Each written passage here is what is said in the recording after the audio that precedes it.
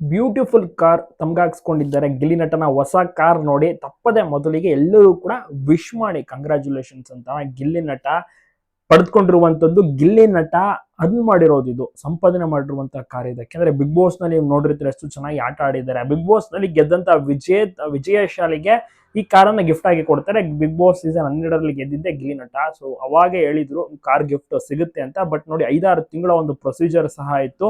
ಈಗ ಫೈನಲಿ ಗಿಲ್ಲಿಗೆ ಆ ಒಂದು ಕಾರ್ ಸೇರಿದೆ.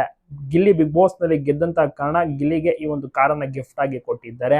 ಇವರೇ ಸಂಪಾದನೆ ಮಾಡಿರುವಂತಹ ಕಾರ್ ಇದು ಅಂತ ಹೇಳ್ಬೋದು. ಸುಮಾರು ಒಂದು 15 ಲಕ್ಷ ದುಡ್ಡು ಆಗುತ್ತೆ ಈ ಕಾರ್ಗೆ. ತುಂಬಾನೇ ಚೆನ್ನಾಗಿರುವಂತಹ ಹೊಸ ಮಾಡೆಲ್ ಕಾರ್ ಇದು. ವೈಟ್ ಕಲರ್ ಕಾರನ್ನ, ಟಾಪ್ ಅಂಡ್ ಕಾರನ್ನ ಖರೀದಿ ಮಾಡಿದ್ದಾರೆ ಗಿಲ್ಲಿ ನಟ. ಬಹಳನೇ ಖುಷಿಯಾಗಿದ್ದಾರೆ ಜನರು, ವಿಶ್ವಾಸಗಳನ್ನ ತಿಳಿಸ್ತಾ ಇದ್ದಾರೆ.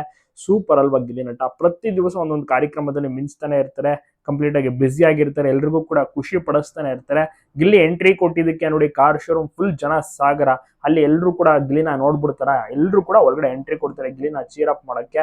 ಅದೇ ರೀತಿ ಜನಗಳ ಸಮ್ಮುಖದಲ್ಲಿ ಕಾರನ್ನ ತೆಗೆದುಕೊಳ್ತಾರೆ ಗಿಲ್ಲಿ ಅವರು.